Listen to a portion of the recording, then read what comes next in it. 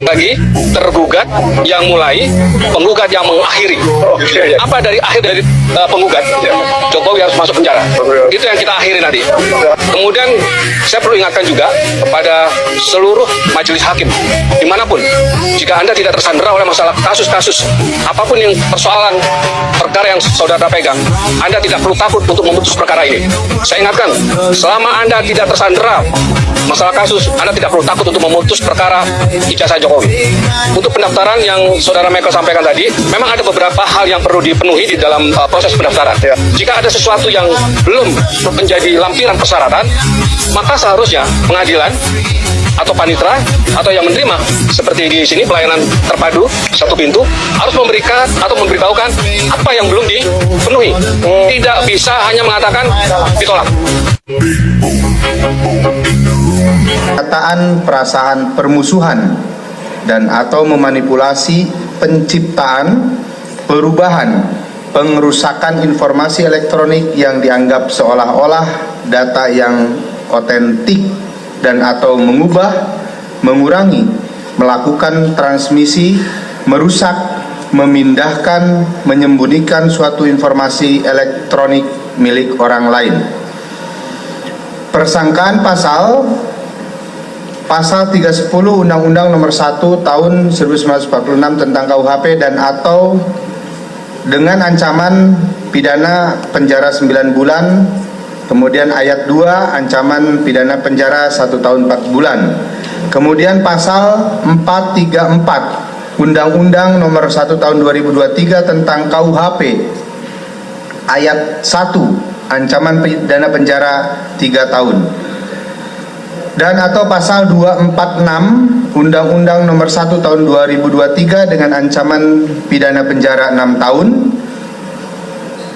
Pasal 242 Undang-Undang Nomor 1 Tahun 2023 dengan ancaman pidana hukuman 3 tahun. Pasal 243 Undang-Undang Nomor 1 Tahun 2026 tentang penyesuaian pidana. Pasal 35 junto pasal 51 ayat 1 Undang-Undang Nomor 11 Tahun 2008 tentang informasi transaksi elektronik dengan ancaman pidana penjara 12 tahun. Pasal 32 ayat 1 junto pasal 48 ayat 1 Undang-Undang Nomor 11 Tahun 2008 tentang informasi transaksi elektronik dengan ancaman pidana 8 tahun. Adapun tempat dan waktu terjadinya tindak pidana diketahui terjadi mulai di Jakarta Pusat pada tanggal 22 Januari 2025 hingga peristiwa dilaporkan di wilayah hukum Polda Metro Jaya, di mana pelapor sekaligus sebagai korban menjelaskan bahwa pelapor merasa diserang nama baiknya dan merasa difitnah dengan tuduhan memiliki ijazah S1 palsu, skripsi palsu, berikut lembar pengesahannya. Tuduhan-tuduhan tersebut diketahui tersebar di beberapa akun media sosial dan telah diketahui oleh khalayak umum. Pelapor telah lulus perkuliahan di Fakultas di Fakultas Kehutanan Universitas Gadjah Mada dan memiliki ijazah S1. Kami ulangi bahwa pelapor telah lulus perkuliahan di Fakultas Kehutanan Universitas Gadjah Mada dan memiliki ijazah S1, skripsi serta lembar pengesahan yang sah dan diakui oleh Universitas Gadjah Mada. Selain itu terdapat pihak-pihak yang membahas foto atau gambar ijazah S1, skripsi berikut lembar pengesahannya yang dituduh memiliki milik pelapor yang ditayangkan dalam beberapa akun media sosial dengan tampilan tidak utuh atau terpotong-potong. Perjalanan penyidikan yang dilaksanakan oleh Direktorat Reserse Kriminal Umum Polda Metro Jaya dalam perkara ini, penyidik telah melakukan pemeriksaan saksi sebanyak 130 orang saksi. Kemudian penyidik juga telah melakukan penyitaan terhadap 17 jenis barang bukti, penyitaan terhadap 709 dokumen alat bukti surat, pengambilan keterangan ahli terhadap 25 orang ahli dengan berbagai bidang keilmuan. Kemudian dalam penanganan penyidikan juga penyidik telah melakukan secara saintifik dengan cara melakukan pemeriksaan uji laboratorium terhadap barang bukti dokumen berupa ijazah sarjana atas nama Insinyur Haji Joko Widodo di Puslap 4 Polri.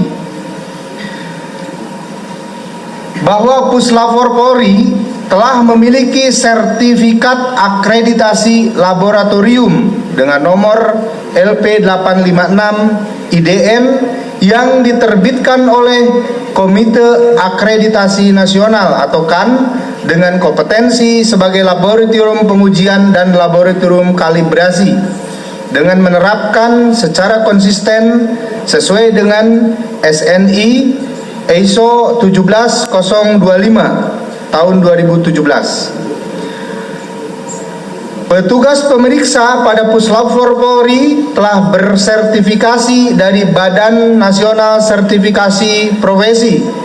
Alat-alat pada Puslap 4 Polri telah terkalibrasi yang dikalibrasi ulang setiap tahun, sehingga hasil pemeriksaan dari Puslap 4 Polri memiliki legalitas dan legitimasi pembuktian secara yuridis. Puslap 4 Polri memiliki dasar hukum untuk melakukan uji laboratorium dokumen sebagai berikut. Surat edaran Jaksa Agung nomor 5 /KRI /2589 tanggal 17 September 1956 tentang penyelidikan tulisan secara membandingkan dan penunjukan labkrim sebagai pemeriksaan tulisan.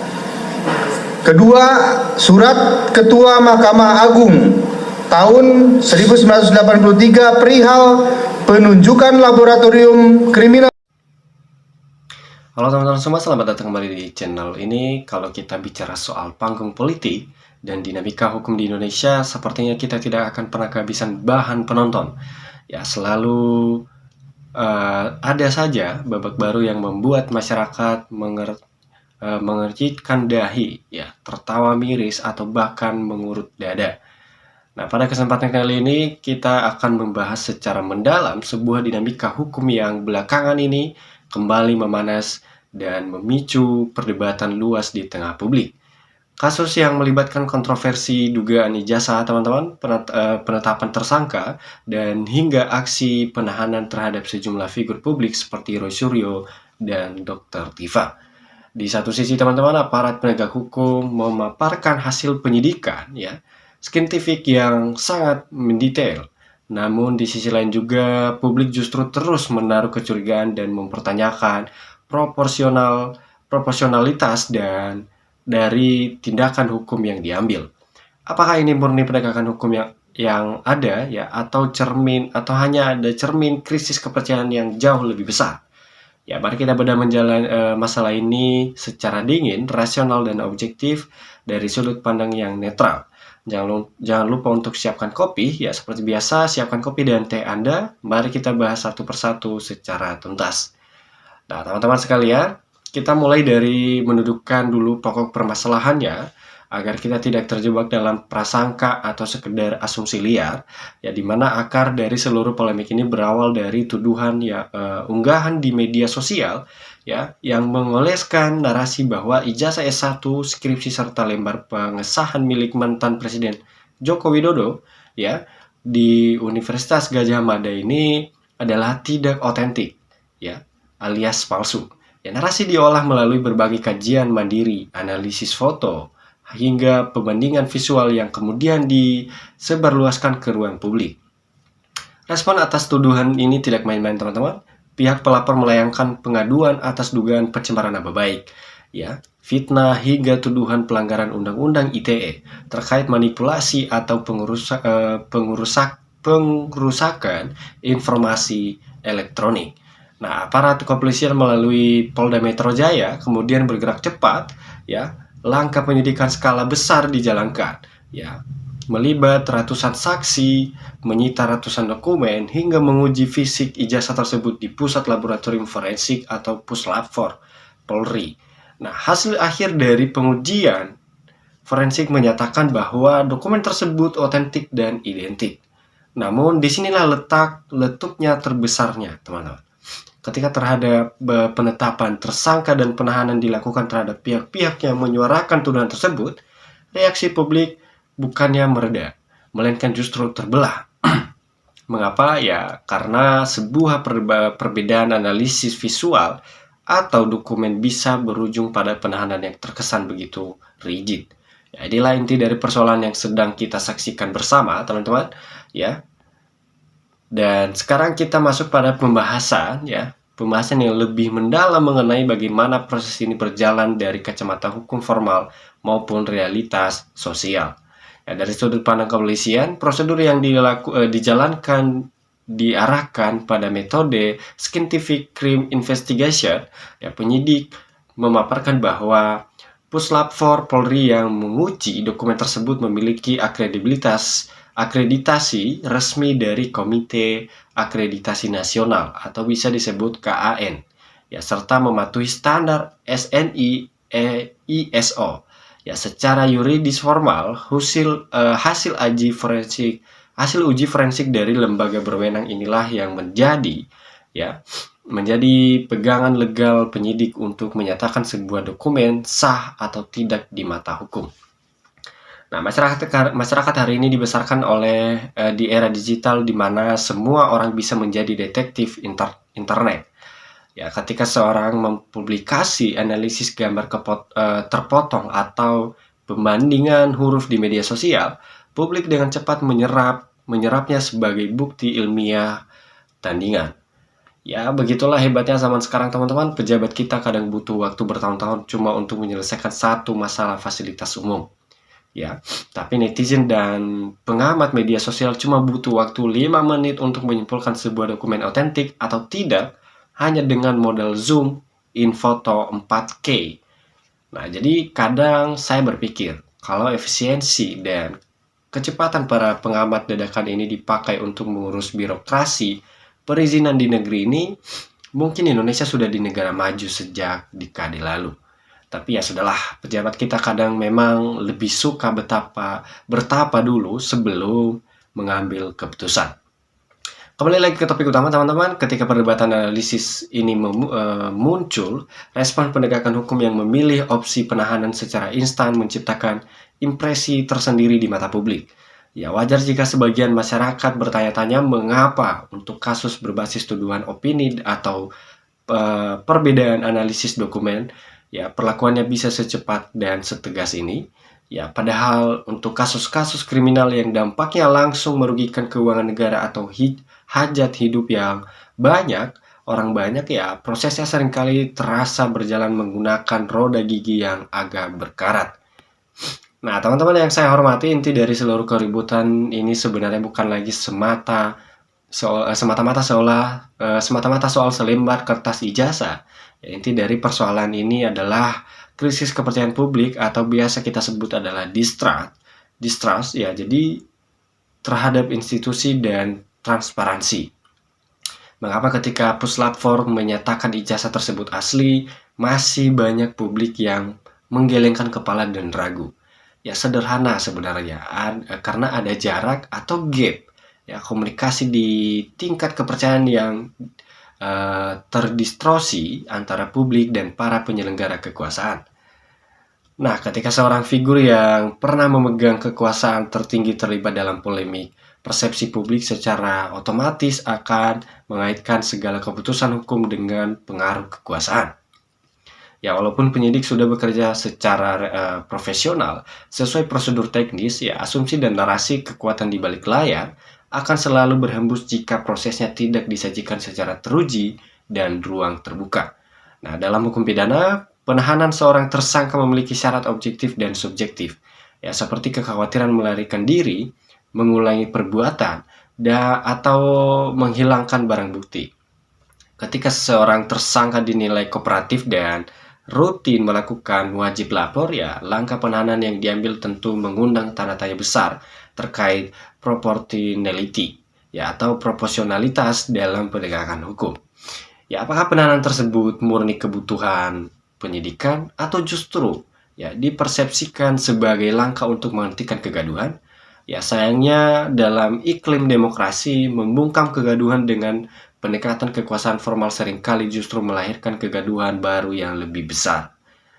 Nah, teman-teman, jika Anda menanyakan bagaimana sikap dan tanggapan saya pribadi dalam memandang polemik ini, ya maka berikut adalah pandangan kritis saya, ya, yang dimana secara tegas berdiri di posisi netral. Saya bukan pembela dari pihak pelapor dan juga bukan pendukung dari pihak yang tertuduh.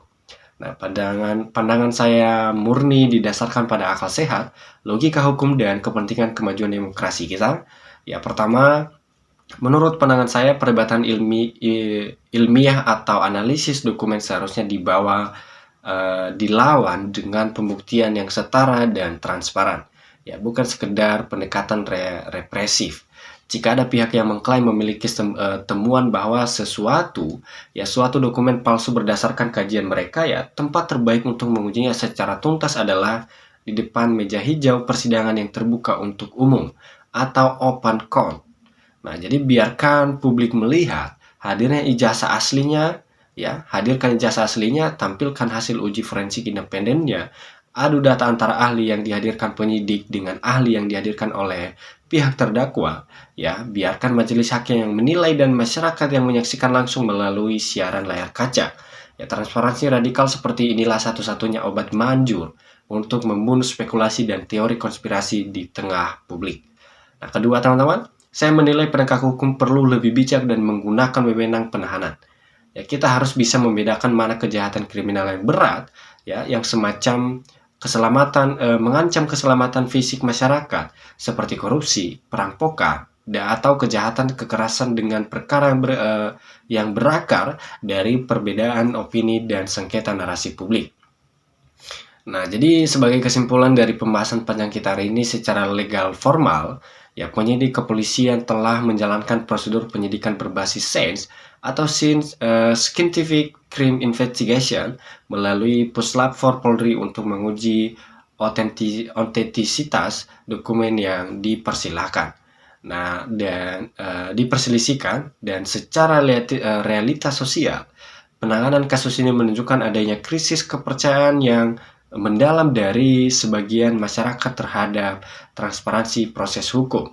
Nah, jadi terutama jika melibatkan figur-figur penting di lingkaran kekuasaan.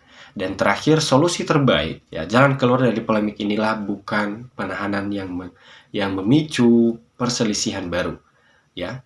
Jadi melainkan proses persidangan yang terbuka, jujur, dan akuntabel. Ya, kenapa? Karena hanya melalui pembuktian yang benderang di pengadilanlah kepastian hukum dapat ditegakkan dan keraguan publik dapat disembuhkan. Nah, jadi pelajaran berharga bagi kita semua adalah pentingnya bersikap kritis dan hati-hati dalam mencerna maupun menyebar informasi. Ya, namun di saat yang sama, pelajaran bagi para pemangku kebijakan adalah bahwa keterbukaan dan keadilan, ya, yang tidak pandang bulu adalah kunci utama untuk menjaga kehormatan hukum di mata rakyatnya sendiri. Nah, baik teman-teman sekalian, itulah bedah mendalam dan pandangan saya mengenai dinamika hukum yang sedang menjadi perhatian kita bersama saat ini. Bagaimana menurut pendapat kalian? Apakah kalian setuju bahwa persidangan terbuka adalah satu-satunya cara untuk mengakhiri polemik ini? Atau kalian memiliki sudut pandang lain yang tak kalah menarik? Ya, tuliskan pendapat kalian secara bijak, santun, dan rasional di kolom komentar di bawah. Jika kalian merasa video ini memberikan wawasan baru dan bermanfaat untuk membuka ruang diskusi yang sehat, jangan lupa untuk klik tombol like, share video ini ke teman-teman kalian, dan tekan tombol subscribe serta nyalakan loncengnya juga, ya, agar tidak ketinggalan analisis menarik berikutnya. Terima kasih sudah menonton dari awal sampai akhir. Ya, tetap gunakan akal sehat, tetap kritis, dan sampai jumpa di video berikutnya.